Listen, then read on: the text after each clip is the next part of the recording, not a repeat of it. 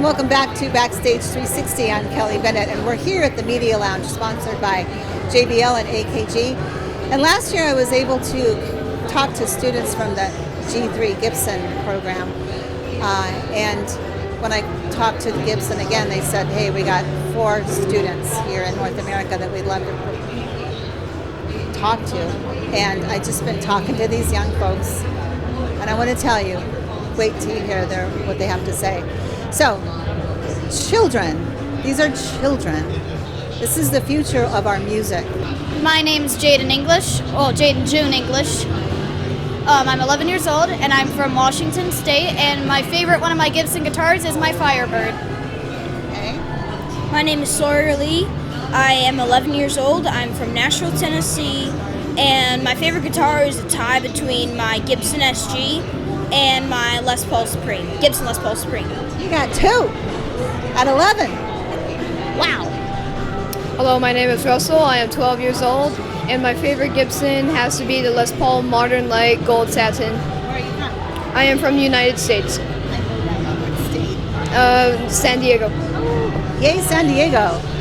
Hi, I'm Zach Chris. I'm 13 and I'm from Miami, Florida. And my 2 main guitars are a Gibson Les Paul with a Floyd Rose whammy bar and a Gibson Firebird.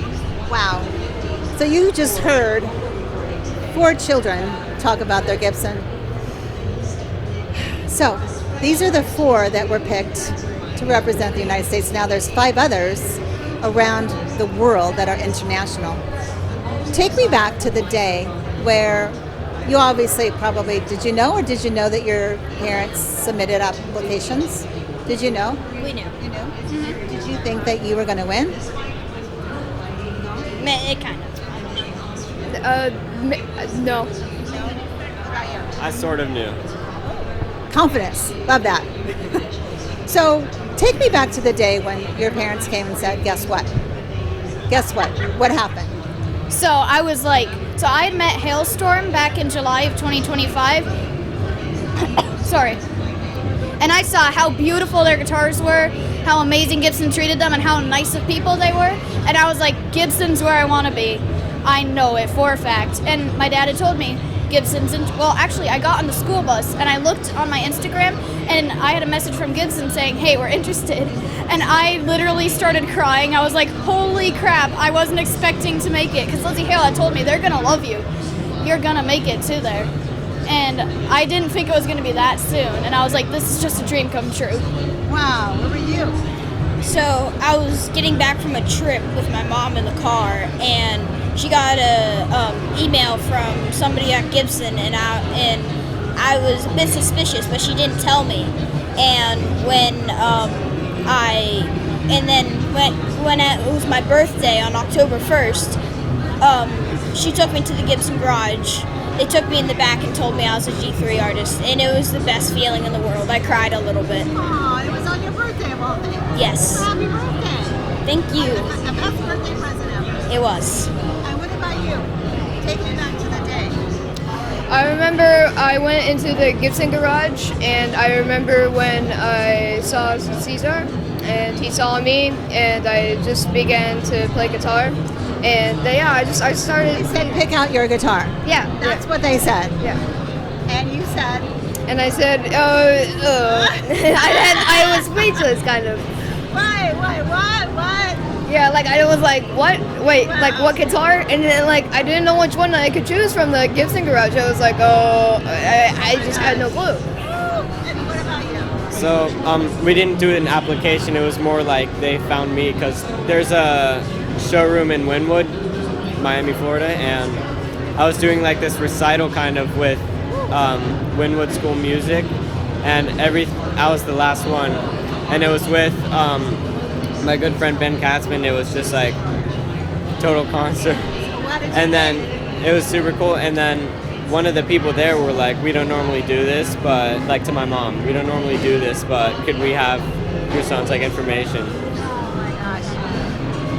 That must have been the best day of your life, right? You all remember that. Make sure you write that down or put a blog or something together the very day, because all of you remember the students before that have been through this program, and where are they, right? So tell me about your experience with Gibson right now. You said something about monthly meetings and that kind of stuff. So what is it that you are doing? Who's going to tell me about that? I can. We do monthly meetings, and we learn about topics like touring, and we learn all about our gear and recording and everything about the music industry during those meetings, alongside the mentor Emily Wolf.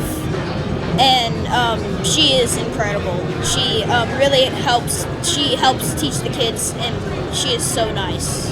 At 11 years of age, this is what you're doing. Yes. Do you know what I was doing at 11? I was playing with Barbie dolls. I know you laugh. Y'all are laughing. That's okay. I commend you. I didn't ask you what type of music do you play. So what's your genre? Well, I specialize in heavy metal, classic rock, and emo. I really do a lot of virtuoso stuff. I love doing Randy Rhoads and Eddie Van Halen. Yeah. I do anything rock, anything from southern rock to metal. And right now I'm like really into the Allman Brothers, and also I'm into like blues, like B.B. King and Freddie King and Matt Schofield. We just had a blues guy come in earlier this morning. Awesome. What about you? What kind of genre? I am like a blues, heavy metal kind of rock. I really like Pantera and Lamb of God. I really love their rawness to it.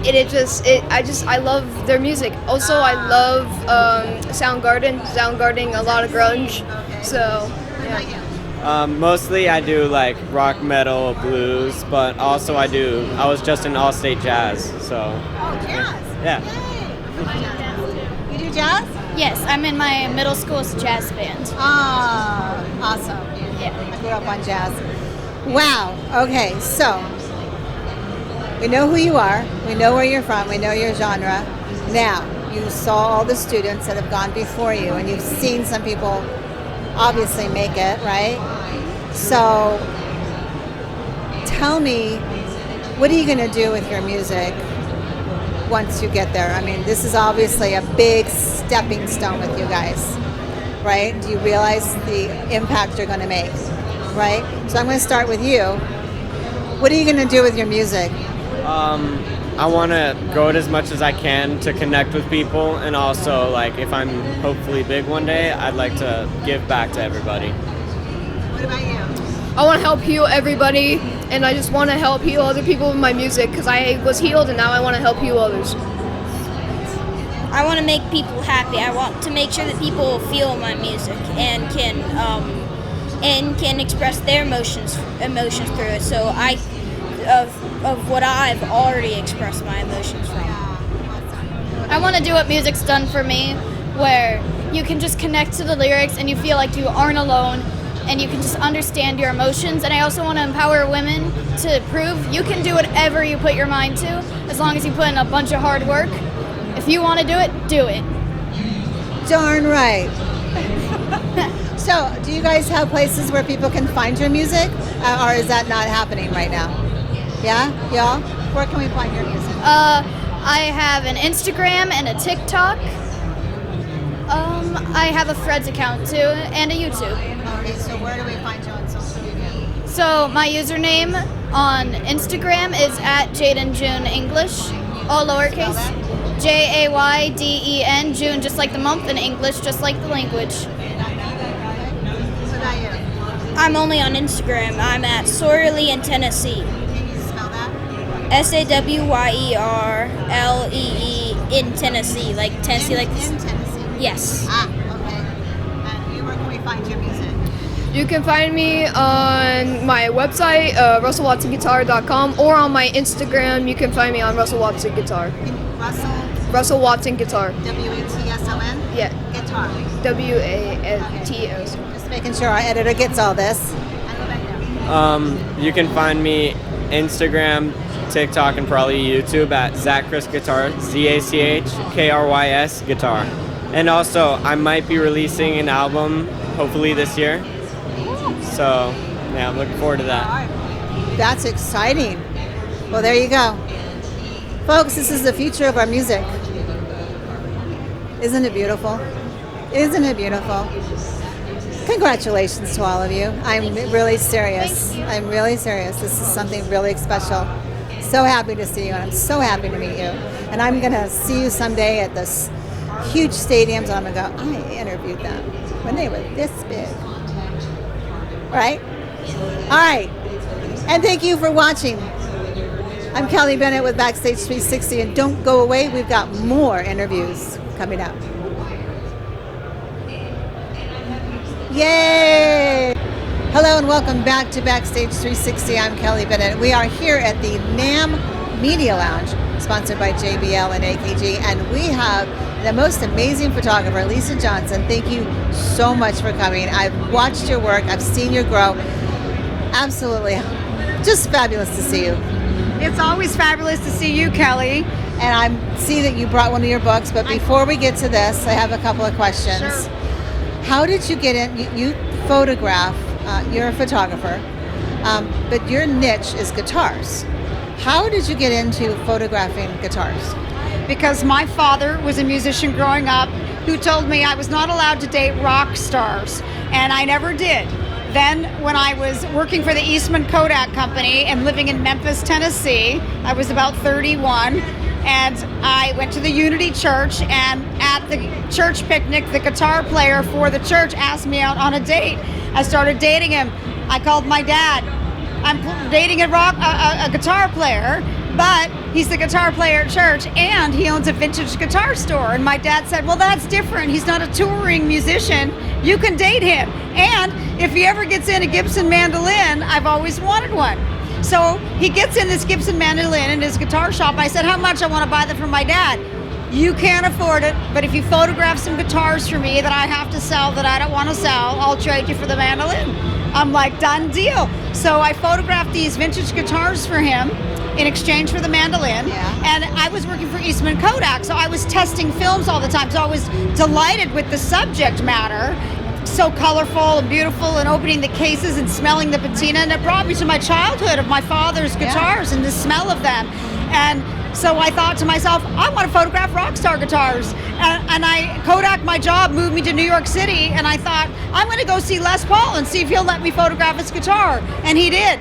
And then 10 years later, after I had moved to Vegas and I started photographing Slash's Les Paul, Zakk Wylde's Les Paul, Don Feller's Les Paul, Ace Frehley's Les Paul, and I went back to New York, I would always go back and visit Les, and I'm like, look, Les, I need someone to write the foreword for my first book that's going to come out, and I started with you. Would you write the foreword? And he said, well, I see what you're saying. He goes, I'll do it, contact my manager and I'll set it up. And I said, I'm going to call him tomorrow because I don't want you to forget. And he goes, I won't forget.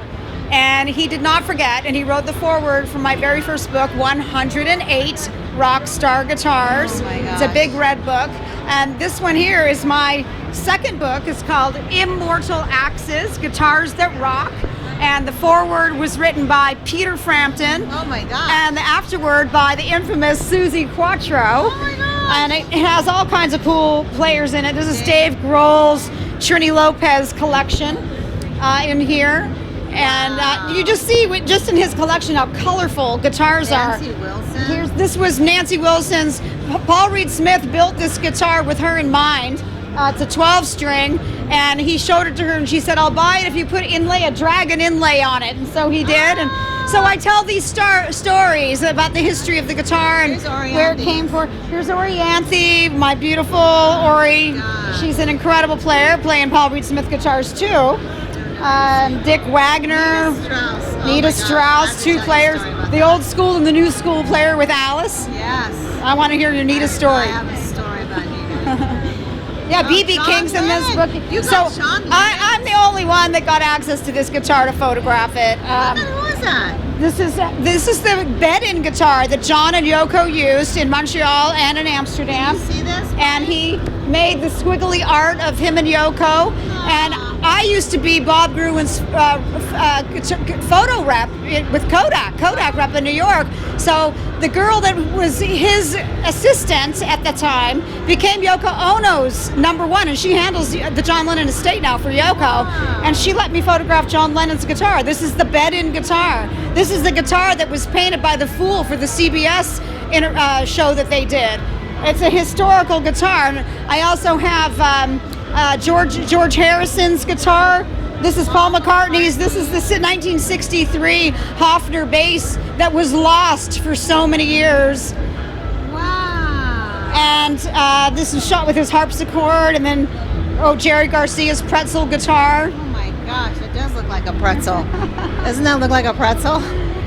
Yes, and Charlie Christian, one of the early pioneers of electric guitar. You've got some great. Chet Atkins. This is his Dark Eyes guitar. See that? This Les Paul gave this guitar to Tom Doyle, and I knew Tom Doyle for years because I used to go to the Iridium Room every night, and Thomas Doyle was Les's longtime guitar tech.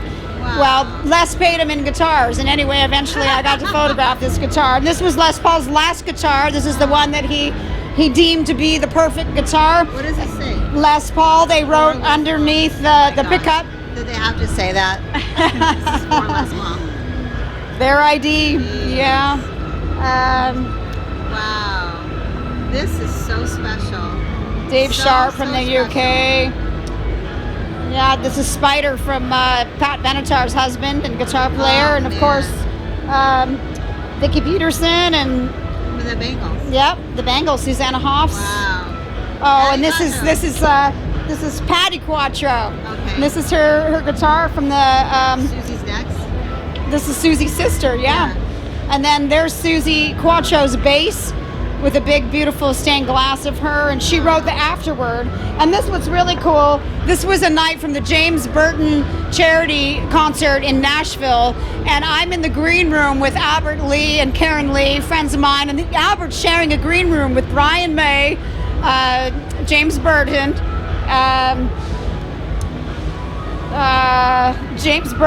Albert Lee, Who are these hands? and Steve Cropper. So we're all hanging out in the green room, and they're talking, and all these guys start looking at Brian May saying, "Let me look at your hands."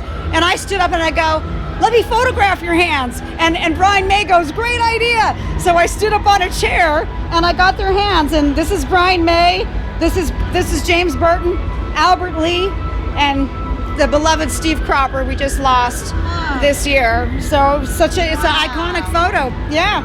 That is amazing. Peter Frampton's long lost Gibson Oh my gosh. that's on the cover of Frampton Comes Alive. Wow. Look at all those stars. Yes, it's a huge lineup of artists in here. How many are in here? I don't even remember. The first one had 108. The first one had 108 artists. This one's got, I think, more than that. I forget how many, but that's Peter Frampton's Phoenix guitar that was lost and thought to have been destroyed in a plane crash, and he got it back 32 years later. Wow. And he kept all the wear and tear on it. He fixed it up, and then when I shot that guitar, I also got his Gibson SG from his days with Humble Pie, and this is his Hammond B organ that goes on tour, and then he also let me photograph his. He has a lot of guitars. His Gretsch Duo Jet, which is his first gig when he had a record company coming to watch him perform. This was the guitar that he was playing, his Gretsch Duo Jet. So the book's full of history. The first book's in the Smithsonian Music Library. What? What? Wait, Historical what? document. It's in the Smithsonian? It's in the Smithsonian in the music section of their books. And it is a historical document in two ways, because it's really the history of these guitars and these bands and these vintage guitars that they toured with. Now they don't tour. They tour with distressed replicas. Yeah. You know, I was getting the real original vintage guitars. And so it's that history. And then also I was working for the Eastman Kodak company for Kodak Professional, and I used all their films. I was testing films. And so it's a history of the last films that Kodak Professional made. So, and then it switched over into digital. So it's historic in that way too. So It's been a labor of love. I'm so blown away because I remember meeting you years ago and you were talking about this and you were going to do this and you were going to do that. I see you at NAMM at your booth. I'm like, yeah, okay.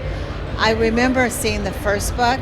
You have grown so much since that first book, but I'm so happy that the success of this Smithsonian, that is such a big deal. And I was in the Museum of Making Music, the NAMM Museum, as well a while ago. They had an exhibit that I had probably 20 or 30 pieces in. And I've known you a long time. I've known you since the beginning when I used to walk around the NAMM show. Now I have my own booth, so you can come and see me. Walks 108 Rockstar Guitars, Hall D, 4930 is where you'll find me within the guitar section. Where can people find you online? I am online, LSJ Rock Photos. That's for everything, for Twitter or X, Instagram. Say that again.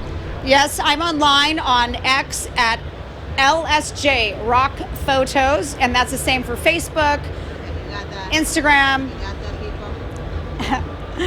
at LSJ Rock. And can they buy the book from that website? You can buy the book right from me here on the NAMM floor. This is going to be for a couple of weeks, but what about in the future? You can buy my books on Amazon. It's super easy, and on my website, which is lsjrockphotos.com. Okay. And if you buy it out from my website, then I can hand sign it for you to whoever you want. And you can buy it with a cool book bag I have for it, or you can just buy it single. That would be a cool Christmas present for some rock guitarist, or even a guitarist that's loving guitars, right? Yeah, it's a great gift for Valentine's Day, for birthdays, for all right, ladies and men, for the rock lover in your life. Congratulations to you. I'm so happy. I'm so glad you came by. I'm like, bring a prop. And bring an idea. Bring something. Thank you. Okay, thank you, Carol. All right. And thank you for watching. Don't go away. We got some really great interviews coming up.